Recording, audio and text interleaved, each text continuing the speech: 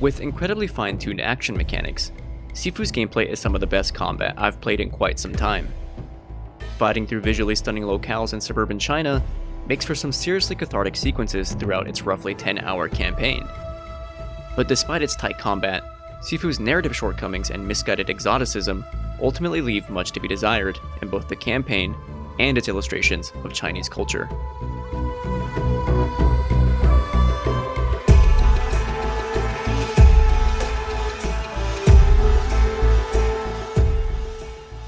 In Sifu, you play as a young kung fu student out on a quest for revenge. Having spent 8 long years training, you venture out for one brutal night of reckoning as you seek to take out a group of master assassins, one bloodlustful level at a time.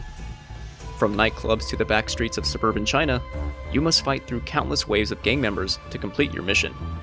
Sifu can be absolutely incredible. Not only is its art design gorgeous, but its stylized combat is both stunning to watch in motion and highly satisfying when you're able to execute combos and finishers with ruthless resolve. Not to mention the bass-pounding score, led by composer Howie Lee, reinforces the style and tone Sifu seeks to establish, and with a narrative purpose to drive your hatred, it makes for some truly compelling encounters through each of the locations you have to brave. Unfortunately, much of the odes to martial arts films stops at the surface level, with developer Slowclap failing to tell a more nuanced tale about revenge until after your first playthrough. This makes for a game difficult to satisfy. Despite how masterful moment-to-moment gameplay is throughout Sifu, I also can't ignore the game's hollow illustrations of Chinese aesthetics just for the sake of making a cool martial arts game.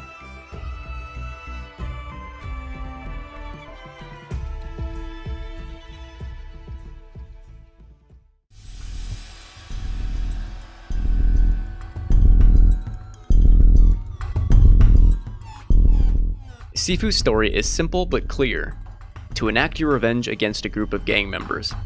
Playing as an unnamed protagonist, either a boy or a girl, you must fight through several locations, each with dozens of enemies in every room, alley, and hallway, in order to reach a final boss.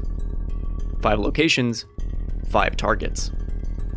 You'll begin each mission by making preparations in your training hall, or Wuguan, by either practicing against a dummy AI, unlocking moves via your skill tree, or reading about your next target.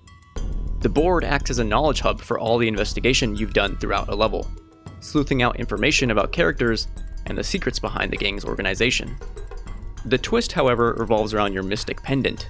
Every time you die, you respawn as an older version of yourself, with each death increasing your age exponentially until you become too old to fight. While there are ways to reduce your death counter, there is no way to de-age yourself as you progress. If you want to continue as a young man, you'll have to go back to an earlier level and complete it with as few deaths as possible, making near-perfect mastery necessary to complete Sifu. While we never truly get a sense of who our character is, outside the relation to their enemies, there are minor dialogue options scattered throughout each of the locations. This helped me color in my character and tease out the way he felt traversing through the enemies' dens. I personally enjoyed the non-scripted dialogue enemies will say to each other, noticing your weapon pickups, merciless finishers, or, funny enough, confusion at you standing up after death. Of course, Sifu's most prominent feature is its inspiration from Asian cinema and martial arts sequences. You'll find homages throughout much of the game, with one of the more identifiable sequences, the hallway fight scene from Park Chan-wook's Old Boy. But most fascinating is Sifu's underlying use of mysticism, creating visually stunning and trippy sequences in each of the locations. I can't emphasize enough how absolutely incredible the art direction is here. However, Slowclap's infatuation with Asian martial arts films stops merely at the surface level, prioritizing style and aesthetics with few actual interrogations of your character's lust for revenge. In fact, major interrogations of revenge don't happen until after you finish your first playthrough. While this may certainly please those who are looking to get more out of the game's replayability, it may instead put off others who found the game difficult to complete the first time. Even more concerning is the question of appropriation, with no notable people of Asian descent near the game's development. While it's obvious the developers have a lot of love for Chinese film and culture, the exoticism and aestheticizing of Chinese martial arts and mysticism can unfortunately border that of appropriation. While there's a lot to praise in Sifu, these shortcomings are indicative of legitimate systemic issues that need addressing in the game industry at large. no matter how great the gameplay actually is.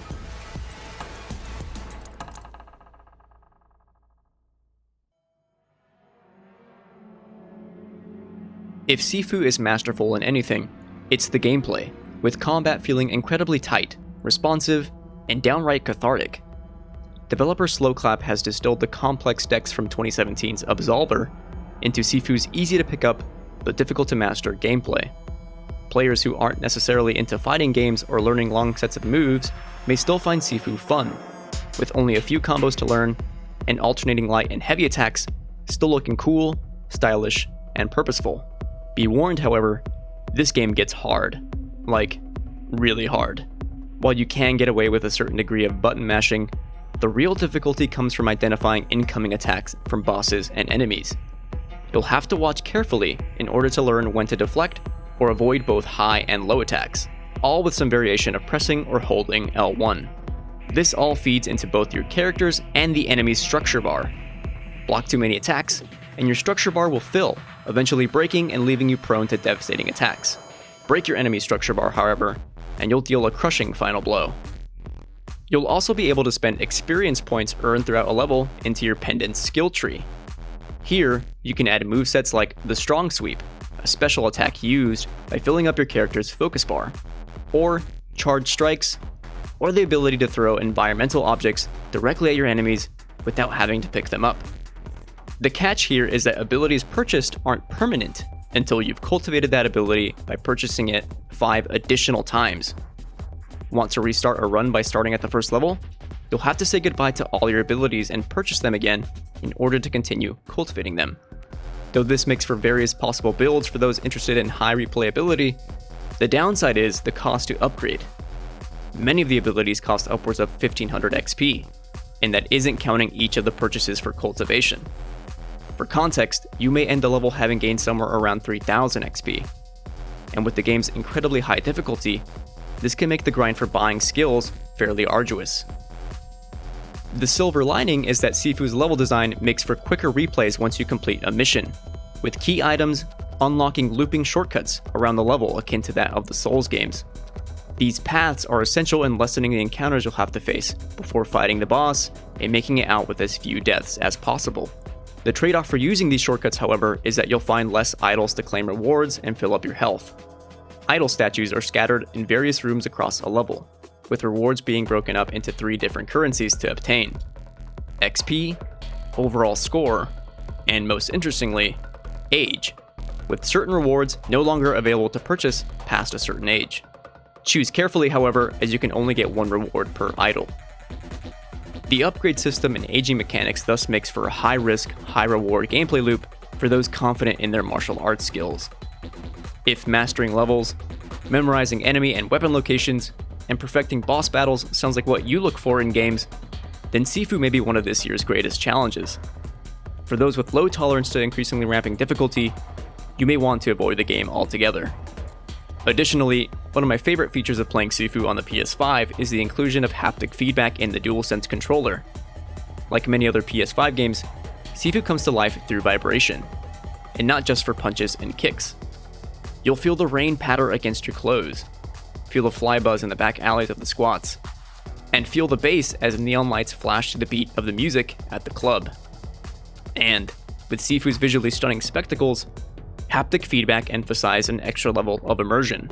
Further, PS Plus hint cards on the PS5 help me better analyze a boss's moveset in order to help me dodge or parry accordingly. Some of the tips even help me complete 2 of the bosses. One of my biggest issues with Sifu, however, is that it isn't very accessible. Browsing through the options, you'll find a screen for button mapping all the inputs in your controller. While mapping is certainly an incredibly useful feature, there wasn't much else in the way of accessibility beyond the minimum. Only a slider to lessen camera shake, and, if you're on PC, an FOV slider. Ultimately, the game's difficulty and precise combat can be the game's downfall.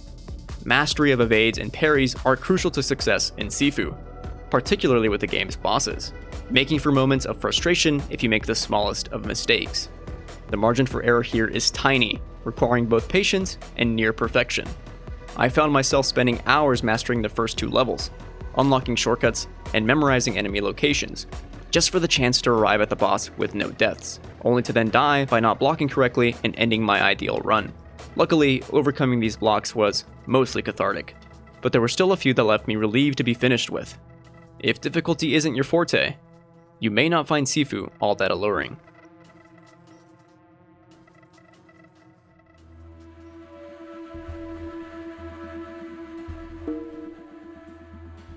Sifu is an amazing game to play and master, but unfortunately, its problematic framework needs addressing.